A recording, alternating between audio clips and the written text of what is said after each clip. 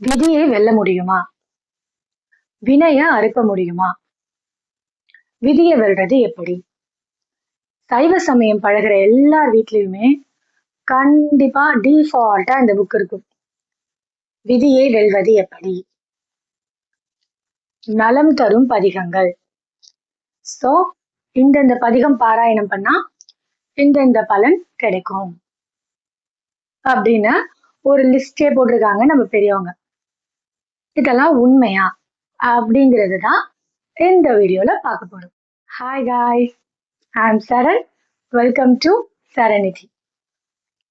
நீ தானே சரண் சொன்ன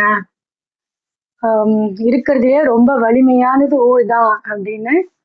அப்புறம் இப்ப அதை வெல்ல முடியுமா, விதியை வெல்லலாமா அப்படின்னு சொல்றியே அப்படின்னு கேட்டா, நான் சொல்லலைங்க, வள்ளுவர் சொல்லியிருக்காரு. என்னென்ன? தெய்வத்தால் ஆகாதெனினும் முயற்சிதன் மெய்வருத்த கூலி தரும் அப்படின்னு. இதுல இந்த தெய்வத்தான் அப்படின்னு அவர் குறிப்பிடுறது நிறைய பேர் இறைவன் அதுக்குள்ள கொண்டு வந்துடுறாங்க. இறைவனாலே முடியலனா கூட நீ முயற்சி பண்ணா உனக்கானது கிடைக்கும் அப்படின்னு. இன்னும் இதுல வள்ளுவர் தெய்வம் அப்படின்னு குறிப்பிடுறது ஊழதான். ஓகேவா? உனக்கு எப்படி தெரியும் வள்ளுவர் சொன்னாரான்னு கேட்டா, வள்ளுவர் தான் சொல்லணும்னு இல்ல, உரையாசிரியர்கள் துணை கொண்டு நம்ம திருக்குறள் அப்ரோச் பண்ணும்போதும், நாமளே நம்மளோட அறிவு கொண்டு அதை ஆராயும் போதும் நம்மளுக்கே விளக்கம் நம்மளுக்கே புரியுது இல்ல. இப்போ இந்த ஸ்பெசிபிக்கான குறள் ஆள்வினை உடைமை அப்படிங்கிற அதிகாரத்துல வருது. அப்ப இந்த அதிகாரம் எதை பத்தி பேசியிருக்கு அப்படின்னா, இந்த விடாமுயற்சி விஸ்வரூப வெற்றின்வாங்கல்ல, அந்த சேம் கான்செப்ட் தான். இதை விடாது நீ ஒரு முயற்சி செய்தினா உனக்கு வெற்றி உண்டாகும் அப்படிங்கிறத பத்தி தான் பேசியிருக்கு. அப்ப இந்த அதிகாரத்துல எதை பத்தி ஒரு பேசிட்டே வர இந்த 10 குறளும் எதை சம்பந்தப்பட்டு பேசுதுன்னா, ஊர் சம்பந்தப்பட்டு தான் பேசுது. ஊழின் உட்பக்கம் காண்க அப்படின்லாம் கூட சொல்லியிருக்காங்க. ஊழோட முதுகு நம்மளுக்கு காட்டிட்டு ஓடிடுமா ஊழ், எப்போ நீ தொடர்ந்து உழைக்கிறப்போ. அந்த மாதிரி சோ ஊழால் தெய்வத்தான் ஆகாதெனினும் முயற்சிகள் மெய்வருத்த கூலி தரும். உன்னுடைய வினை பயன், உன்னுடைய விதி ஊழால உனக்கு இது நடக்கக்கூடாது, இல்ல உனக்கு இது நடக்கணும் அப்படின்னு இருந்தாலும் உன் மெய் வருத்தி, உன் புலன் சார்ந்து நீ வருத்தி ஒரு முயற்சியோட, அதுவும் இடையறாத முயற்சியோட ஒரு விடயத்தை செஞ்சினா உனக்கு அதற்கான ஈக்குவலண்டான வெற்றி கிடைக்கும், ஊதியம் கிடைக்கும் அப்படின்னு வள்ளுவர் சொல்றாரு. அப்போ இந்த திருப்பதிகத்துங்கள் எல்லாம் நான் பாடுறது மூலமா, இப்ப வீடு பேரு வேணும் அப்படின்னா காதலாகி கசிந்து திருப்பதிகத்தை பாட சொல்லுவாங்க. கரெக்டுங்களா? ஏன்னா அந்த திருப்பதிகத்தை தான் ஞானசம்பந்த மூர்த்திகள் கடைசியா பாடி அவர் பெரும் தீ ஜோதி வேள்வியில இருந்து தீ உண்டாகி வாசல் திறந்து அவருக்கு திருமணத்தை பார்க்க வந்த எல்லாருமே திருக்கல்யாணம் போய் சேர்ந்தாங்க அப்படின்னு நம்மளுக்கு படிக்கிறோம். ஓகே, அப்போ இதெல்லாம் படிச்சா பலன் கிடைக்குமானா, நான் ஒரு குட்டி கதை சொல்றேன். ஒரு பாலைவனத்துல ஒருத்தன் மாட்டிக்கிட்டு, ஓகேவா, ஒரு ட்ரெக்கிங் போறான்னு வச்சுக்கோங்களேன். அப்ப ஒரு பாலைவனத்துல மாட்டிக்கிட்டான். அவனோட பேக் பேக்ல இருந்த வாட்டர் பாட்டில்ஸ் எல்லாம் காலி. பயங்கரமா அவனுக்கு தாகம் எடுக்குது. என்ன பண்றதுன்னு தெரியாத திக்கு தேசம் தெரியாம அவன் ஓடிட்டு இருக்கும் போதுதான் அந்த பாலைவனத்துல தூரமா அவனுக்கு ஒரு ஹேண்ட் பம்ப் தெரியுது. இந்த தண்ணி அடிப்போம்ல, அந்த ஹேண்ட் பம்ப் தெரியுது, அங்க ஒரு தூரமா தெரியுது. ஓடி போறான் அது நோக்கி. அங்க ஒரு குவளை தண்ணி, ஒரு பாத்திரத்துல தண்ணி, அதுக்கு கீழே ஒரு ஓலை இருக்கு. அந்த ஓலையில என்ன எழுதி இருக்குன்னா, இந்த தண்ணி எடுத்து அந்த பம்ப்ல ஊத்தி அடி, உனக்கு தண்ணி வரும், நீ அதை பயன்படுத்திக்கோ அப்படின்னு எழுதியிருக்கு. இப்ப அவன் முன்னாடி 2 ஆப்ஷன். ஒண்ணு, அந்த ஓலையில இருக்கிறத ட்ரை பண்றது. ஒருவேளை ப்ரொபோஷனலி அது வேலைக்கு ஆகல அப்படின்னா, இந்த தண்ணியை ஊத்தி வேஸ்ட் பண்ணாம இந்த இருக்கிற தண்ணியை குடிச்சு அவனோட தர்ஸ்ட ஓரளவுக்கு சாட்டிஸ்ஃபை பண்ணிக்கிறது. ஓகேவா? இப்போ இவன் என்ன பண்ணா, இவனுக்கு இருக்கிற தாகத்துக்கு அந்த ஒரு குவளை தண்ணி கண்டிப்பா பத்தாது. குடிச்சாலும் அவனோட தாகம் நிரம்ப போறது இல்லை. சோ ஓகே, ஒரு முயற்சி பண்ணி பார்ப்போம் அப்படின்னு அந்த குவளை தண்ணி எடுத்து அந்த பம்ப்ல ஊத்தி அடிக்க ஆரம்பிக்கிறான். அடிக்கிறான். ஒன்னும் தண்ணி வரா மாதிரி எந்த சிம்டம்ஸும் தெரியல. ஆனா அவன் முயற்சியை கைவிடல. அப்பயும் அவன் அடிச்சுட்டே இருக்கு. ஆல்ரெடி நீங்க தண்ணி அடிச்சிருந்தீங்க ஹேண்ட் பம்ப்லன்னா உங்களுக்கு தெரியும், தண்ணி வரப்போகுதுன்னா உங்களுக்கு கிரிப் அதிகமாகும், அந்த டைட்னஸ் அதிகமாகும். அந்த மாதிரி அவனுக்கு தெரியுது ஒரு ஃபீல், ஓகே டைட் ஆகுது தண்ணி வரப்போகுது அப்படிங்கறத அவன் வந்து சென்ஸ் பண்ணிட்டான். தொடர்ந்து நல்லா இன்னும் முயற்சி போட்டு நல்லா போஸ்ட் பண்ணி அடிக்கிறான். ஒன் மொமெண்ட் அவனுக்கு நல்ல தண்ணி வந்துருச்சு. தண்ணி வந்தோடனே எவ்வளவு தண்ணி முடியுமோ அவன் தாகம் தீர அந்த தண்ணியை நல்லபடியா குடிச்சிட்டு அவனோட பேக் பேக்ல இருந்த வாட்டர் பாட்டில்ஸ் எல்லாம் அந்த தண்ணியை வந்து இன்னும் அவனோட டிராவலுக்கு தேவையான தண்ணியெல்லாம் ஃபில்அப் பண்ணிட்டு அந்த குவளையில மறுபடியும் அவன் ரீஃபில் பண்ணி அந்த வச்சுட்டு டேங்க் பண்ணிட்டு அந்த இடத்துல கிளம்பலாம் அப்படின்னு பாக்குறப்போ அவன் என்ன பண்ணானா, அவனோட பேக்ல இருந்து ஒரு பெண் எடுத்து அங்க எழுதி வச்சிருந்தாங்கல்ல, அந்தல அவன் ஒரு விஷயத்த எழுதினான். என்னன்னு, இது 100% வேலை செய்கிறது, பயன்படுத்தி கொள்ளுங்கள் அப்படின்னு எழுதிட்டு அந்த இடத்துல வச்சுட்டு அவனோட டிராவலை அவன் கண்டினியூ பண்ணான். இதேதான் guys. இப்ப இந்த திருப்பதிகங்கள் நம்ம படிக்கிறதும் பதிக பாராயணம் பண்றதும் ஞானசம்பந்தர் திருக்கடை காப்பாகட்டும், நாவுக்கரசர் சுவாமிகள் அருவிய தேவாரம் ஆகட்டும், சுந்தரமூர்த்தி சுவாமிகள் கொடுத்த திரு இசைப்பாகட்டும், எல்லாமே சொல்றேன். நம்ம பாராயணம் பண்ணா இது நடக்குமா நடக்காதா அப்படிங்கிற ஐயம் அறவே தேவையில்லை. இது 100% நடக்கும் அப்படின்னு அவங்களே 11வது பாட்டுல எழுதி கொடுத்திருக்காங்க. ஓகேவா? இப்ப திருக்கடை காப்பு எடுத்துக்கிட்டீங்க, ஞானசம்பந்த அருளிய பதிகங்கள் எல்லாம் எடுத்துக்கிட்டீங்கன்னா 10 பதிகம் முடிஞ்சதுக்கு அப்புறம் 10 பாடல் முடிஞ்சதுக்கு அப்புறம் 11வது பாட்டு, அந்த 10 பாட்டும் பாடுறவாளுக்கு எந்த நன்மை வந்து சேரும்னு எழுதியிருப்பாரு. சாற்றிய பாடல்கள் 10ம் வல்லவர் நல்லவர் தாமே, அரசாழ்வார் ஆணை அவதே அப்படின்னு அதுக்கான பலனை வந்து கடைசியில அவரே கொடுத்திருப்பாரு.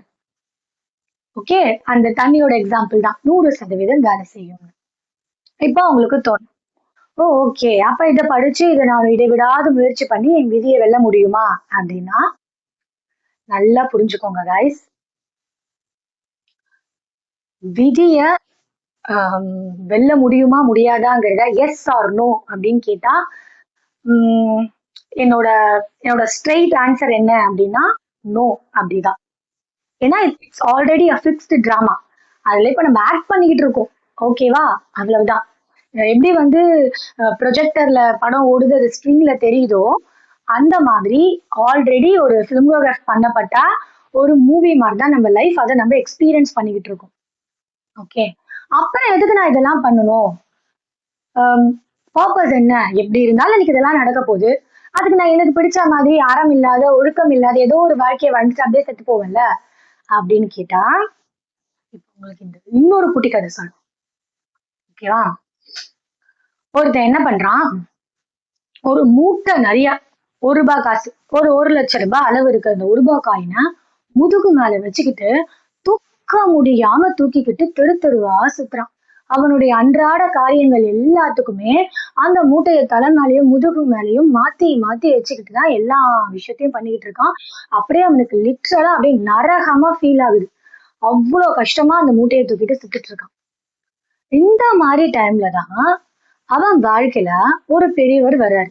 அவர் என்ன பண்றாரு, இவன் இந்த மூட்டை காசை வச்சுட்டு இவ்வளவு கஷ்டப்படுறானே அப்படிங்கறத பார்த்து அந்த மூட்டைகளை ₹1,00,000 மதிப்பிலான காசை அவன் வச்சிருக்கான்.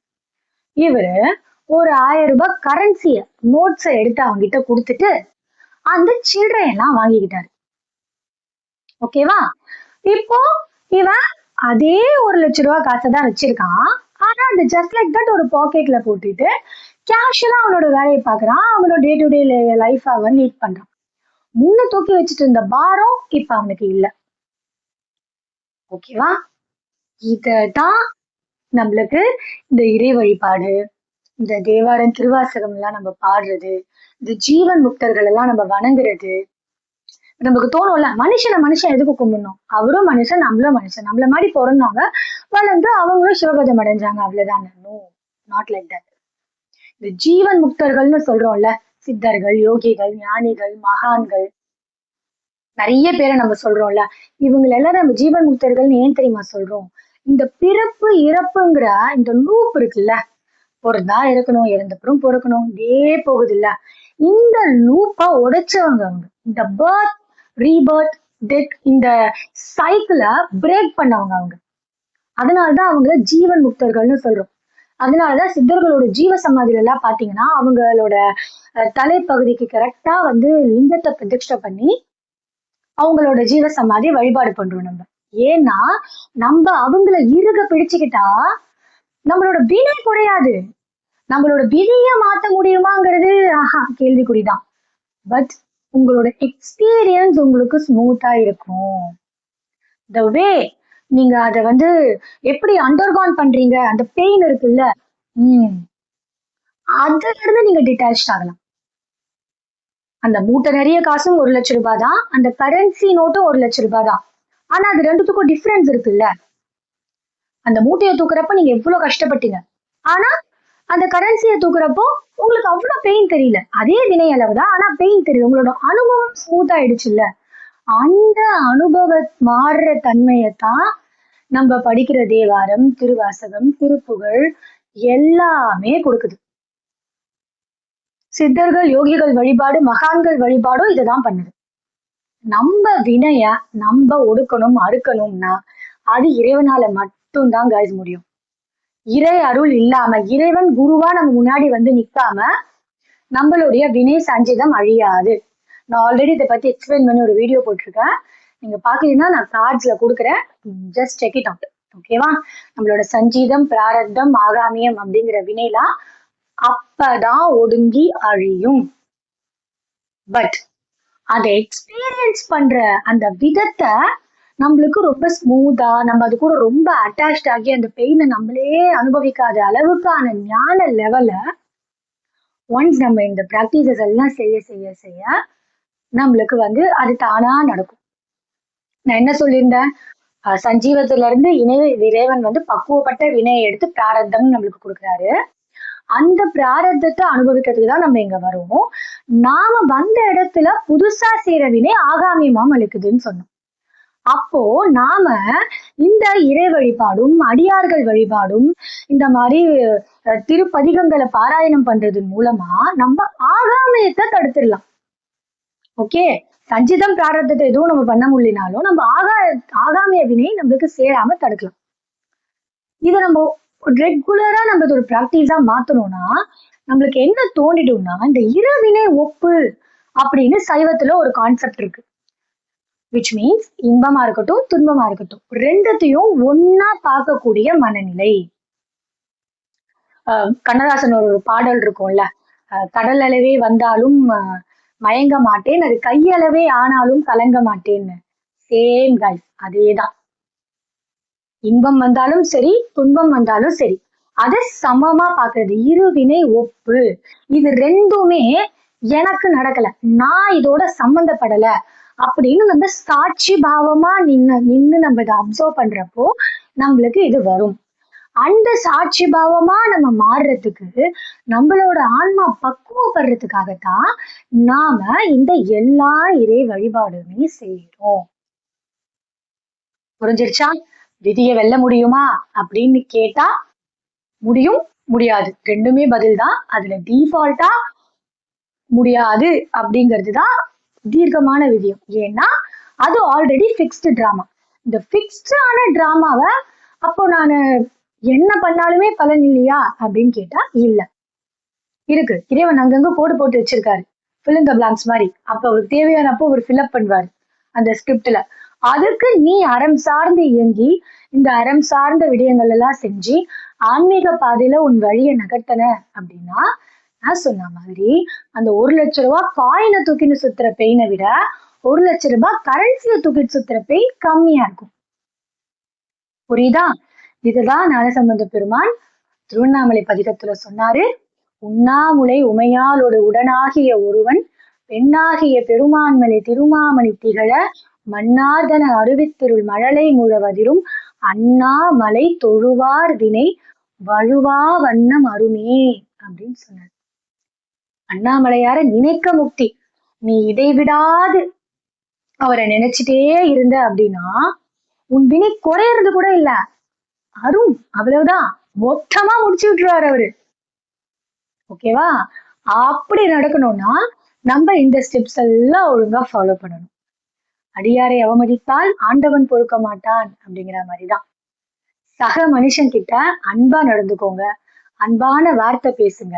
யாவர்க்குமாம் இறைவர்க்கோர் பச்சிலை, யாவர்க்குமாம் பசுவுக்கோர் வாயுரை, யாவர்க்குமாம் உண்ணும் போதொரு கைப்பிடி, யாவர்க்குமாம் பிறர்க்கு இன்னுரைதானே அப்படின்னு பக்தி மார்க்கத்தை தீர்க்கமா அன்பா கடைபிடிங்க.